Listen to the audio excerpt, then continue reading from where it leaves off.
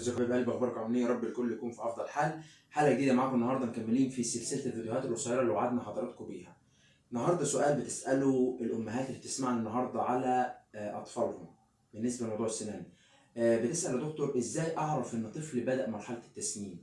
دلوقتي بيكبر الطفل عنده عمر مش عارف 6 شهور، عند سنه، سنه ونص زي كده. عايز تعرف امتى بيبدا مرحله التسنين. تبتدي تعرفها من الطفل، لان طبعا في فاريشن، مش كل الاطفال طبيعي ان هو بيبدا عند 6 شهور المفروض يسنن. بس انا اعرف ايه العلامات اللي في البيت اللي تعلمني ان الطفل خلاص بدا يسنن فعلا. فرك اللثه بتاعت الطفل وسيلان اللعاب، تبص تلاقيه بينزل اللعاب جامد وبيفرك في اللثه. ازاي؟ عاده الاطفال الصغيرين بيبتدوا ان هم بيحبوا دايما اول ما يبدا ان هو يكبر شويه كده يحب يحط الحاجات في بقه. ده الطبيعي بتاعه. بس تعرف ازاي ان هو بدا خلاص مرحله السنين، خلاص على وشك ان اول سنتين يطلعوا، اللي هم اول سنتين بيظهروا، اللي هم السنتين اللي قدامين الموجودين في الفك السفلي عنده. بيبداوا يطلعوا اول ما يبدا ان هو خلاص تعرفين ان هو هيبدا يطلع. يبدا يمسك حاجه مثلا من الحاجات اللي هي بياكلها وبيحطها في بقه. يبدا يحطها في النسيج اللثه ويبدا يفرك فيها.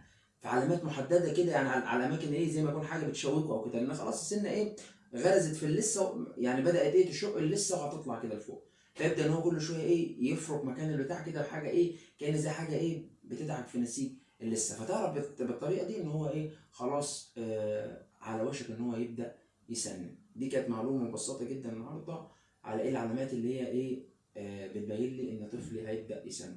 لو عايزين اي حلقات اتكلم عنها في المواضيع الجايه وفي الحلقات الجايه، اكتبوا لي في الكومنتات. اشوفكم الحلقه الجايه، والسلام عليكم ورحمه الله وبركاته.